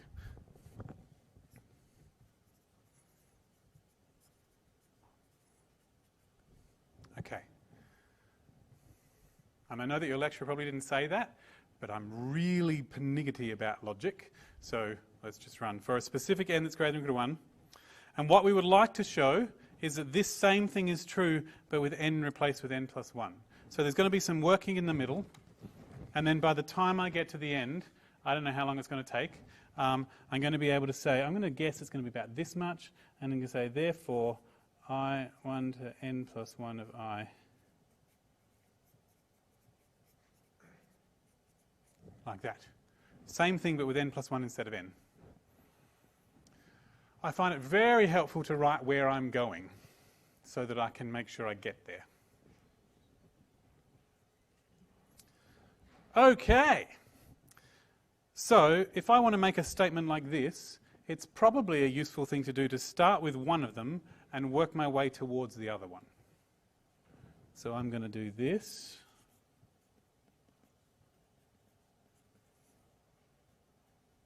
Do some equalses, I don't know how many it's going to take, and end with this. I am hoping that 4 steps is enough. Okay. Okay, and the other thing I need to be able to do is somewhere in this working I must use this fact, because otherwise I wouldn't need induction to do this. I could just prove it. So I must use the thing I supposed in order to do it. So somewhere I have to replace this with this, because that's what this thing says. So I can see that the 1 to n is similar to this, and so this thing has all of that, except it's got an extra one. It's got an n plus 1. So this is the same as this.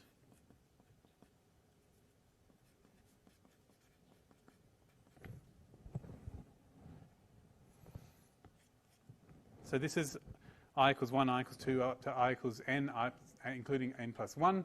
So that's this thing plus an extra n plus 1. And I know that this is the same as this.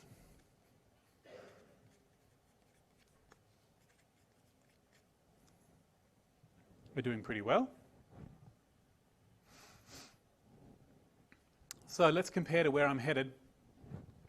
Where I'm headed has a half, and it has an n plus 1. So these have both got an n plus 1, so I could remove that. I could factorize it out. And technically this could have a half if I left a 2 behind, like this is a half times 2. So if I'm very careful, this thing can be replaced with that, and this can be replaced with this. So if I take the n plus 1 out, and the half out, I'm left here with an n, and here with a 2. Aha, and n plus 2 is n plus 1 plus 1. Done! It worked. And I did it in 4 steps. Nice. Probably should have done it in 5 steps. This one's, a bit confusing to do them both at once, but, hopefully the person marking the exam will cope. And so therefore, now does she make you do a whole sentence at the end, or can you just say therefore true by induction? Yeah, okay, cool. But I will say, so if true for n, also true for n plus 1, therefore true by induction. All right, cool. So the K version is almost exactly the same. It is, in fact, really almost exactly the same. It just says, instead of saying, suppose this with n, it just puts a k in that spot instead. And it's just a little easier for some people to cope because the n makes you feel like you're assuming it's always true at the beginning, but you're not. You're only assuming it's true for a specific n. So I'm just going to leave it like this if that's okay. Yeah.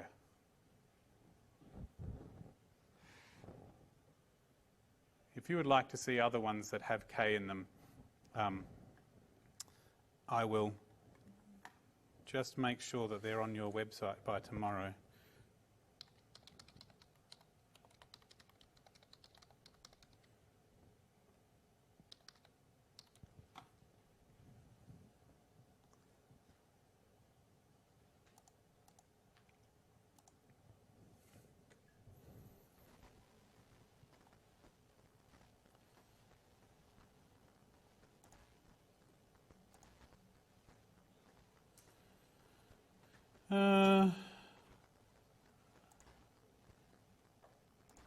All right. I don't know if I've ever done. I have.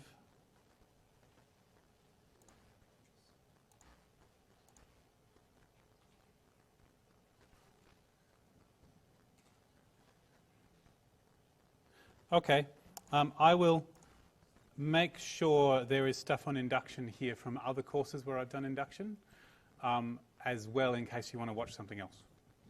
But those ones will all be in the version of the n equals k thing. So just base your choice on whether you want to look at them on that. Okay. So I'll try and remember to do that. Induction. Okay. I really am going to have to stop because I've got 15 minutes till the next one starts and I'm going to wear out if I don't. Thank you.